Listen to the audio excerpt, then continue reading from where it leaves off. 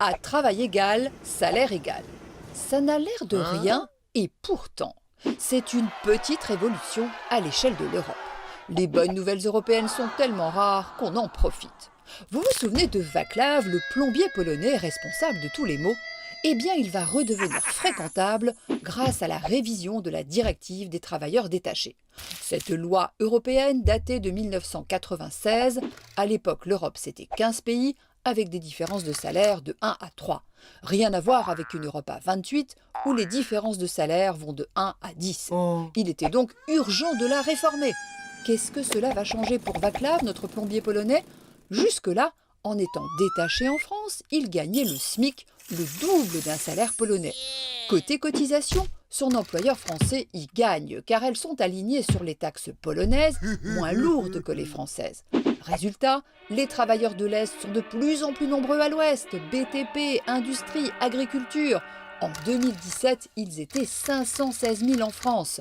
À la clé, une concurrence néfaste pour les PME, on appelle cela le dumping social. Dès 2020, les règles vont changer. Vaclav sera payé comme un plombier français sur le même chantier, même salaire, mais aussi même prime, pénibilité, 13e mois, etc. Et surtout, ses repas et frais d'hébergement ne pourront plus être retirés de son salaire. Bref, le plombier français redevient compétitif.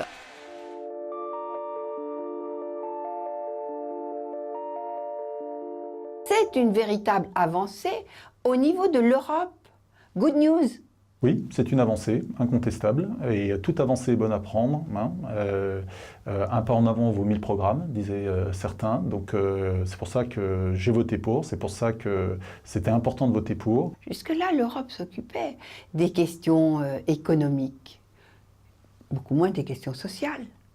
Or, aujourd'hui, avec cette directive, c'est le socle de l'Europe sociale qui est posé. Il reste beaucoup de choses à faire. La première, c'est d'abord, je le disais, le contrôle. Il faut améliorer considérablement les contrôles au niveau national, ça c'est une certitude. Augmenter les coopérations entre les États, c'est une certitude. Mais je crois qu'il faut passer à une étape supérieure. Il faut créer maintenant une autorité européenne. On parle d'autorité européenne du travail. Ça serait bien d'avoir même une agence d'inspection du travail au niveau européen qui est autorité sur les États membres. Mon grand regret, c'est que le transport routier ne soit pas inclus dans cette directive, parce qu'il était inclus dans mon texte au départ.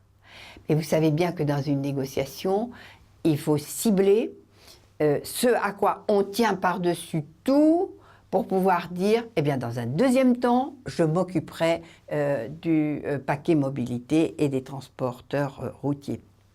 Je suis à donf sur ce sujet.